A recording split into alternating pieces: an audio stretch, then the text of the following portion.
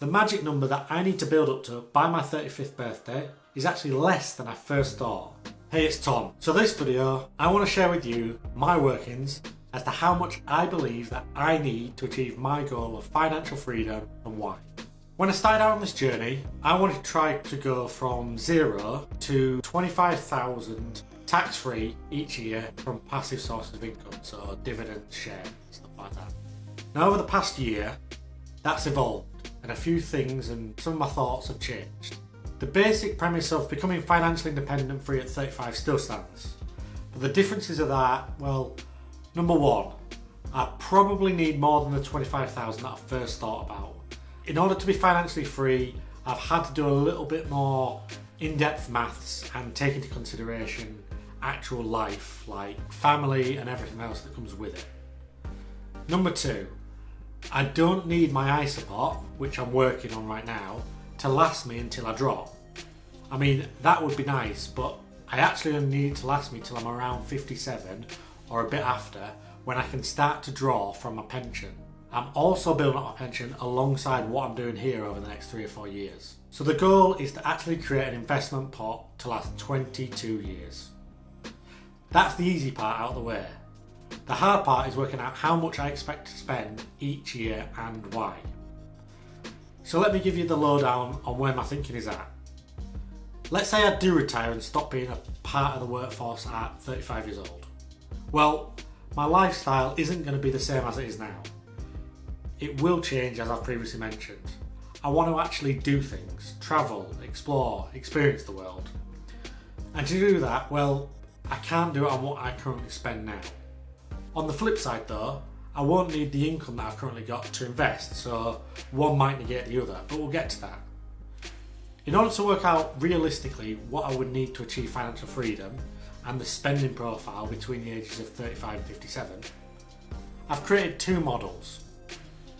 The first one works out how much I believe that I'll be spending each year by splitting it into 3 separate categories.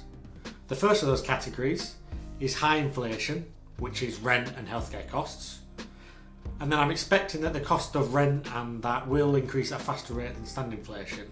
So by separating out these costs and increasing them by 5%, I feel that it will allow me to keep and potentially increase in the future the quality of my housing and living in that area. Next category is the standard inflation based spend. So this is your consumables like your house bills and your food. I factored in that inflation will be on average 3% each year increased for these bills. Some years that might be low, others might be too high, but it's an average. The final category is discretionary spend. This is spend on such as eating out, holidays, one-off purchases like cars, phone, electricals maybe.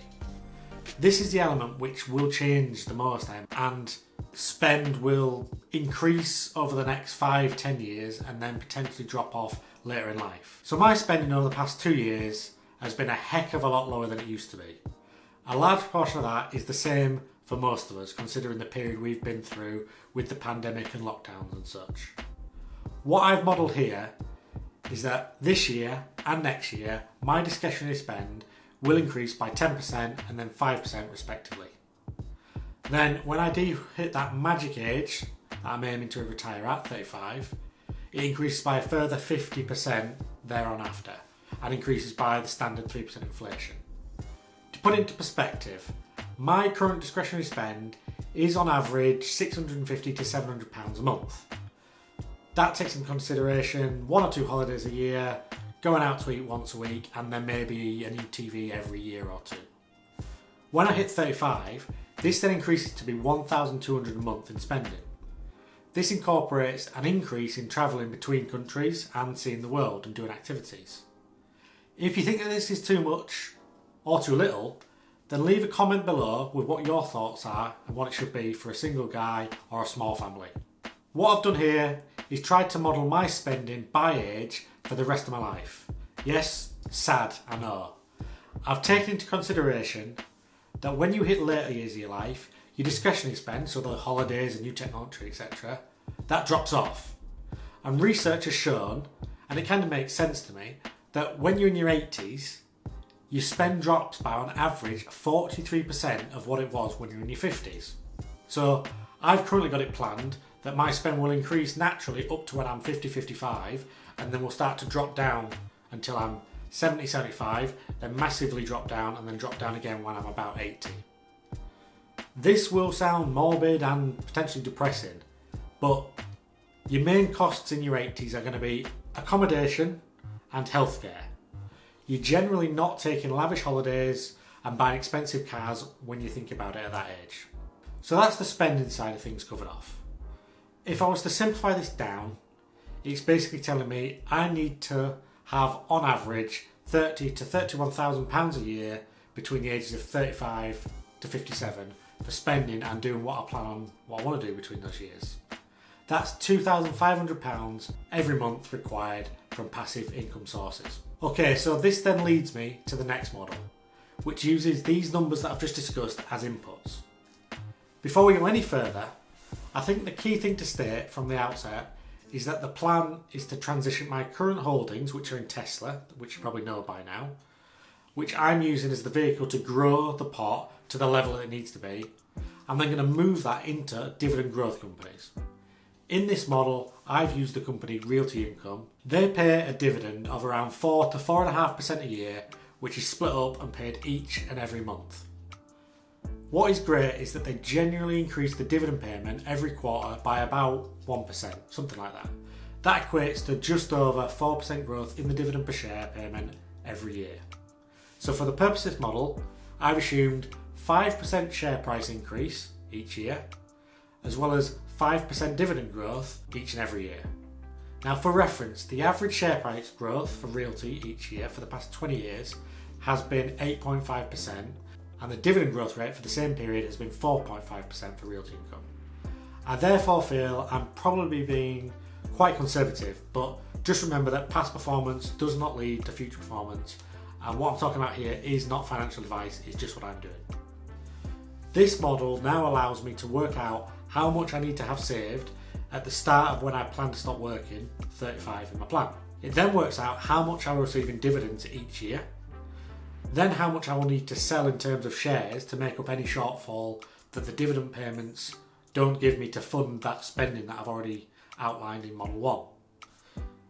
It then incorporates the fact that I'm planning to potentially sell my house to release about £50,000 of equity to fund the first around 2 years of spending. By doing this, I don't have to take any of the dividends or sell any shares for those 2 years. I can in fact reinvest the dividends for those 2 years to grow the pot further and have more shares when I do start to want to draw the pot down and use it. So as you can see here, shares are being bought in the first 2 years, therefore increasing the shares I expect to own when I will be 37. This model takes the inputs and works its magic and lets me at the age of 57 deplete this investment pot, my ISA, down to zero. This is where my pension then kicks in, for ages 57 to whenever I may no longer be around, is one way of putting it. The magic number that I need to build up to by my 35th birthday is actually less than I first thought. It's £388,000. That will enable me to feel confident that I can go about my business how I want for the next 22 years when I decide to stop working. What does that mean that the share price of Tesla needs to get to when I hit 35? $2,500. That's the target, simply put. I mentioned earlier that Realty Income has actually achieved, on average, 8.5% share price appreciation and 4.5% dividend growth each year on average for the past 20 years. So just for fun, I've created this other example which shows that I would only need £309,000 if that were to happen on average going forward. Alternatively, it would mean that I could maybe not sell my house when I'm 35. I know this is a lot of numbers to take in and go through, but if this video has interested you, then you might be wanting to start thinking about moving to financial freedom yourself. So check out this video on how I simplify my budgeting.